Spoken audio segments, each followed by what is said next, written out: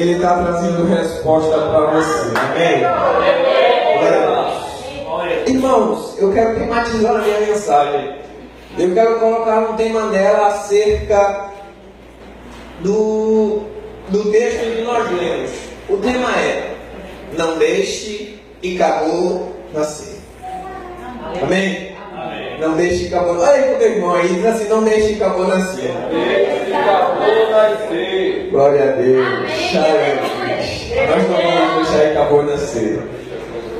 Irmãos, estamos mediante um texto o qual vamos ver a perda, a derrota de Israel para com os filisteus. No capítulo de número 4, a partir do versículo de número 1, nós podemos observar e visualizar acerca de uma batalha, um confronto entre Israel e a Filístia. E essa peleja, essa guerra, ela vai ser travada em duas batalhas. E a Bíblia vai nos mostrar que Israel, ela vai perder as duas batalhas. Israel vai perder as duas pelejas. Por quê, Adriano? Porque a Bíblia nos mostra que os filhos do sacerdote Eli, Ofni e Finéias, eles atuavam no templo desonestamente. Eles se prostituíam com as mulheres, queriam sacrificar o Senhor dentro do templo e tomava também um sacrifício como carne que o povo iria oferecer ou sacrificar ao Senhor. Ou seja, Ofni e Finéias eram dois homens o qual não tinha compromisso e nem responsabilidade com Deus.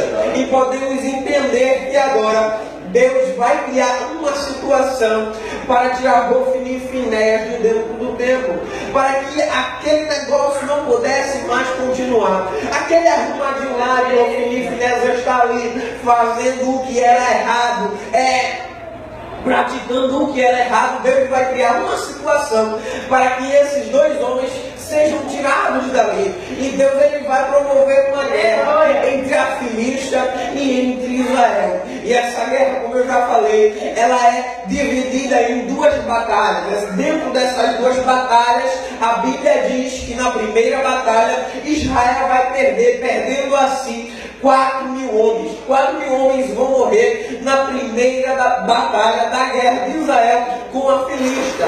E na segunda peleja, assim também, Israel vai perder novamente. Só que dessa vez o negócio vai ser maior. A Bíblia vai mostrar que na segunda peleja Israel vai perder cerca de 30.000 homens. No total, 34.000 homens vão morrer de Israel. Agora é interessante saber que eles vão ter a ideia, depois que eles perdem a primeira peleja, depois que eles perdem a primeira batalha, eles vão ter a ideia de levar a arca da aliança para dentro da segunda peleja. Eles vão ter a ideia de levar a arca de Deus para dentro da segunda batalha. Por quê? Porque eles sabiam, a gente perdeu a primeira, mas se a gente levar na segunda, a gente vai ganhar. Por quê? Porque aonde tem vitória, porque aonde tem a arca tem vitória, porque aonde tem a presença tem resposta da parte de Deus,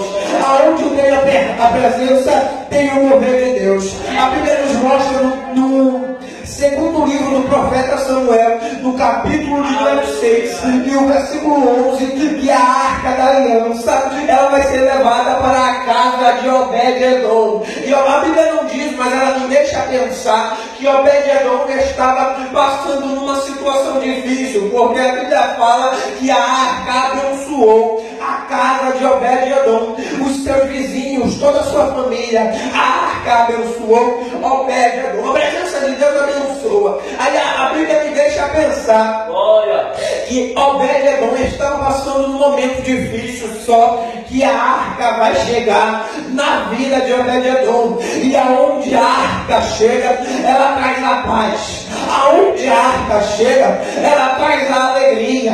Aonde a arca está, ela não chega sozinha, ela chega com uma resposta de Deus, ela chega com uma provisão de Deus. Deixa eu dizer uma coisa para você: a arca está na tua vida. Se a arca está na tua vida, a resposta de Deus também está lá. Mas perceba que eles vão ter a ideia de levar a arca da aliança para dentro da segunda peleja. peleja para que assim pudessem ganhar. Só que eles esqueceram que Ofni e Finéias, junto com os anciões da época, eram um bocado de descompromissado. E Deus não tem compromisso com quem não tem compromisso com Ele. Deus só se compromissa com quem é compromissado. Aí perceba que eles vão ter a ideia de levar a arca, não sabendo eles que iriam perder. E assim eles levam. Por quê? Porque eles já estavam pensando, se a arca estiver aqui, a gente vai ganhar. Mas deixa eu ilustrar uma coisa para você. Sabe o que é que você deve levar para dentro da peleja? É a arca. Sabe o que é que você deve levar para dentro da tua luta? É a presença. Sabe o que é que tu deve levar para dentro da tua batalha? Levar a presença de Deus. Não leva murmuração, não leva reclamação, leva a presença, porque onde a presença está, também está a vitória de Deus. Você está entendendo? Eles vão levar a arca para a segunda peleja e vão perder, porque eles não tinham compromisso nenhum, e Deus também não se compromissa com quem não tem nada, não quer nada com Ele, com quem não tem compromisso com Ele. Deus, Ele se compromissa com aqueles que cuidam de se compromissar com Ele. Deus, Ele dá resposta com aqueles que querem também ter compromisso dele. Deus, Ele tem compromisso com o crente compromissado, com o crente que ora. Deus, Ele tem compromisso com o crente que lê a Bíblia. Deus, Ele tem compromisso com o crente de círculo de oração. Deus, Ele tem compromisso com o crente de consagração. Deus, Ele tem compromisso, quem não perde nenhum culto. Ainda que todo mundo vai, só quer ir para a igreja, está na igreja todo dia. Mas Ele sabe, eu estou criando um compromisso. Se eu tenho um compromisso com Ele, Ele também tem compromisso comigo. Ele responde as minhas orações. Deus, Ele só tem compromisso com quem tem compromisso com Ele. Se você não tem, a partir de hoje, eu quero profetizar. Crie compromisso com Ele para que Ele também possa criar compromisso com você.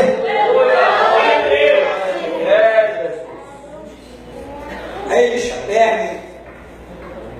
Aí vai me sobrar um mensageiro. 34 mil homens morreram, mas sobra um mensageiro para trazer a notícia de derrota. Porque para trazer a notícia de derrota sempre tem um. Aí ele sobra, ele faz questão de ficar vivo para ir lá falar que perdeu mesmo, foi levado. Aí ele vai levar e ele fala lá para o sacerdote: ô sacerdote, fala. A presença, ele começa falando a guerra perdeu, a gente perdeu 34 mil homens. Teus 2 filhos morreram. E assim, a arca foi levada. Eu acredito que o sacerdote morreu o quê? Cai para trás, quebra o pescoço e morre. Por quê? É porque ele já tinha experimentado da presença. Quem experimenta da presença uma vez, não pode ficar sem ela. Quem sentiu a presença uma vez, já não aguenta mais viver sem ela. Quem experimentou da presença uma vez, já não aguenta mais ficar longe da mesma. Quem experimentou a presença, sentiu a presença uma vez, já não consegue mais ficar sem ela. É possível perceber que uma pessoa, quando é crente, ela se desvia, mas ela volta, ela sempre volta. Por quê? É porque ela já sentiu a presença. O mundo não dá a presença que Deus nos dá, e é por isso que o crente desviado sempre volta. Deixa eu dizer uma coisa para você: quem sentiu a presença de Deus não consegue mais ficar sem a dele. Quem sentiu a presença de Deus não consegue mais, não dá para viver mais sem a dele, irmão. Aí Eli vai morrer. Caiu para trás, quebrou o pescoço e morreu. Aleluia. Porque ele sabia, não dá para viver não sem a presença não. Eu posso viver com a perda dos meus filhos, posso viver com a perda de Israel, com a perda dos 34 mil, aleluia. Mas com a presença, sem a presença não dá. Aleluia. Eu posso viver Israel perdendo todas as pelejas for, mas sem a presença não posso. Aleluia, Jesus, glória a Deus. Aí ele cai para trás e morre. O mesmo camarada que levou a notícia para Eli vai levar para a mulher, para a viúva de Finéias. E Aleluia. vai dizer, olha, já perdeu. A gente perdeu 34 mil homens. Teu marido morreu, teu sogro acabou de morrer. E a arca foi levada. Aí quando ele faz menção da arca e diz que ela foi levada, olha, foi.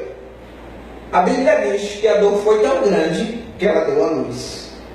A dor que ela sentiu foi tão grande na hora que ela percebeu que já não tinha mais presença, que ela deu a luz. O filho nasceu.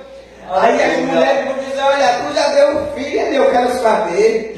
Israel já não tem mais presença, já não tem mais glória.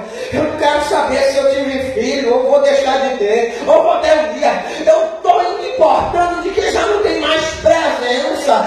Sem presença não dá para viver. Eu posso viver sem um menino, eu posso viver com a perda do meu marido, do meu sogro, a perda de Israel.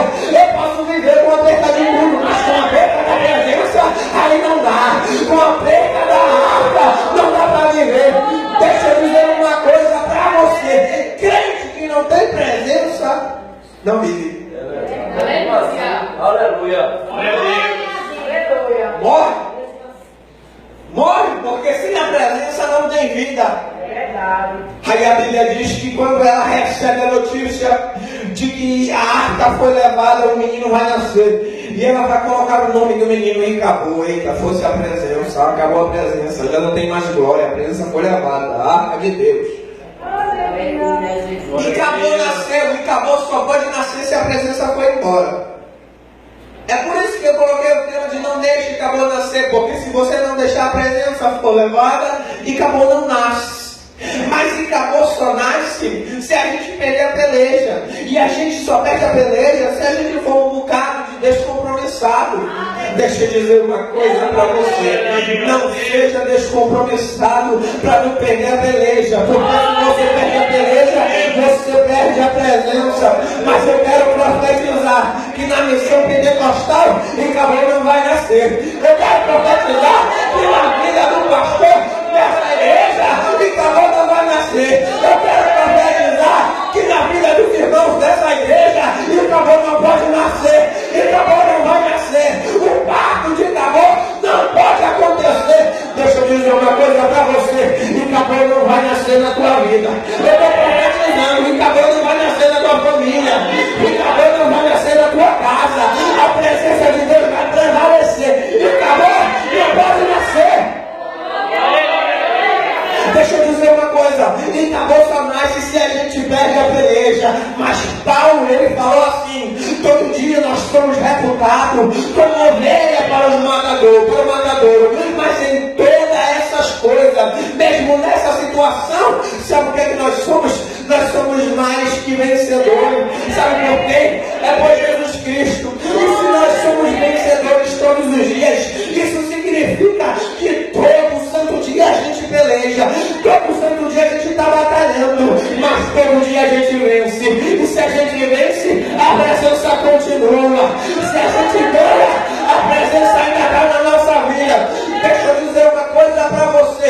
Paulo falou que a gente é mais que vencedor. E se a gente vence, tem que ter um perdedor. E quem é que batalha com você se não for Satanás e seus demônios? E isso significa que se você ganha todo dia, Satanás perde todo dia para você. Aleluia. Satanás tenta todo dia ganhar a peleja para a presença ser arrancada. Ele tenta todo dia, luta todo dia para que você perca a peleja e a presença seja levada na tua vida. Mas eu quero dizer para você, ele tenta, mas ele não vai conseguir. Ele ainda está tentando, mas ele não vai prevalecer. Ele ainda está querendo, mas ele não vai conseguir. Por quê? Porque a presença de Deus ainda está na tua vida. A presença de Deus ainda está na tua casa. Perceba que quem peleja todo dia, luta todo dia, vence. Muitas vezes a gente se entrega, aí Satanás vem, ganha, aí leva a presença, não tem mais presença. Aí se não tem mais presença, não tem mais glória.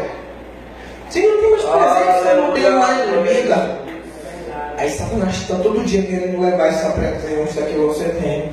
Ele está todo dia te acusando, dizendo você é pecador, você fez isso, isso e isso, querendo te deixar com a consciência pesada. Mas Paulo, escrevendo aos Romanos, no capítulo de número 8, e o versículo 1, ele disse assim: agora, pois, nenhuma condenação há para os que estão em Cristo Jesus. Sabe por quê? Porque a lei do Espírito vos livrou da lei do pecado e da morte. Deixa eu dizer uma coisa para você: Satanás, ele até quer ganhar, ele até quer vencer, mas ele esqueceu que Deus está do teu lado, ele esqueceu que você tem na presença. Ele ainda está levantando um gigante, mas ele está levantando um gigante para ser derrubado. Ele ainda está fechando o mar, mas ele fecha e Deus abre. Ele ainda está tentando fazer com que leve tudo da tua vida para que você pare a caminhada e desista e perca a presença, porque ele não quer que você tenha essa presença. Mas eu quero profetizar e falar: você é campeão, você vence todo dia, você ganha todo dia para ele. Ele não tem vez, você é mais que vencedor. Glória a Deus. Aleluia. Glória a Deus. Veja, o povo ele só perde a presença porque eles foram descompromissados. Não foi Deus que quis tirar a presença deles. Foi a ação deles que gerou a reação deles. Estavam andando segundo as suas vontades, não mais segundo a vontade de Deus. E é por isso que eles vão perder a peleja e a arca vai ser levada. É por isso que eles vão perder a peleja e a glória vai ser levada, a presença vai ser levada. A culpa não foi de Deus, a culpa foi dele mesmo. Muitas vezes a gente perde alguma coisa, perde a presença, perde a glória, e a gente fica com foi Deus que tirou. E você que quis que ela tivesse sido tirada. Capítulo 18 do livro de Jeremias, versículo 1. Deus, na verdade, Jeremias disse a casa do oleiro. Aleluia. E ele vai, ele obedece. Quando ele desce a casa do oleiro, ele começa a contemplar o oleiro trabalhando na sua obra. Aleluia. E ele vê, quando ele olha, quando o oleiro está trabalhando, a Bíblia diz que não é o oleiro que quebra o vaso, é o vaso que se estraga na mão do oleiro. Está entendendo? Aleluia. Quem quebra o oleiro não é, quem quebra o vaso não é o oleiro. Foi o vaso que se quebrou. O oleiro não quebrou, o oleiro estava lá trabalhando, moldando. Só que o vaso queria do jeito dele, e aí ele se quebra. Aí vai ter que começar tudo de novo. Aleluia. O vaso acreditou que o vaso já estava prestes, já estava já no preparo já para ser, né, modelado, aquela coisa toda, ele já estava no destaque. Só que ele se quebra, aí vai ter que voltar para o início. Quando a gente perde a presença, a gente tem que voltar para o início. Aleluia, glória A gente já estava conseguindo, mas aí a gente perde e a gente tem que voltar para o começo. Aleluia. A gente tem que começar do zero. Glória a Deus. Na minha conjectura, eu acredito que a vida cristã ela é que nem aquele jogo de. Sabe aquele jogo de amarelinha que as crianças pisa aqui, chega até chegar no céu? Pronto, é igual. Por quê? Porque você tem que pisar em um, mas se você pisar em outro, você cai, você perde e tem que voltar de novo. Você pisa em um quadrado, aí se de repente você errar e pular em outro, você tem que voltar tudo de novo. E a vida cristã é mesmo assim, porque a gente tem que seguir o caminho certo, sem errar. Glória a Deus. Aí quando a gente dá um passo falso e pisa, a gente tem que voltar. Se a gente for bem certinho, a gente chega no céu. Mas se a gente errar, a gente tem que voltar tudo de novo, você está entendendo? Aleluia, glória. Continua nessa força. Glória, glória, glória. Continua nessa trajetória que você está. O negócio é só não se estragar na mão do oleiro. O oleiro está trabalhando, deixa ele trabalhar. Glória a O Deus. oleiro está fazendo, deixa ele fazer do jeito dele. Aceita o trabalhar de Deus. Ele faz como ele quer. Ele age como ele quer. Ele faz do jeito dele, não é do seu jeito. Aleluia. Pode estar até demorando, mas é o tempo dele, não é o seu. O Senhor é Ele, não é você. Você é apenas o servo. O Deus é Ele, você é apenas o que serve a Ele. Entendeu? Você não é Deus. Você é o que serve a Deus. Entendeu? Então é isso. Que a gente possa andar na vontade de Deus de uma forma plena, na qual possamos trilhar apenas os caminhos que Ele trilhou. Que a gente possa apenas imitar a Ele, assim como Ele nos ordenou. Que a gente possa fazer aquilo tudo que Ele fez. E só assim a gente não vai estar caindo toda hora e voltando para o início. Caindo de novo, voltando para o início. Caindo de novo. Se a gente for do jeito dele, a gente chega lá no céu. Amém? Eu agradeço a oportunidade de Jesus.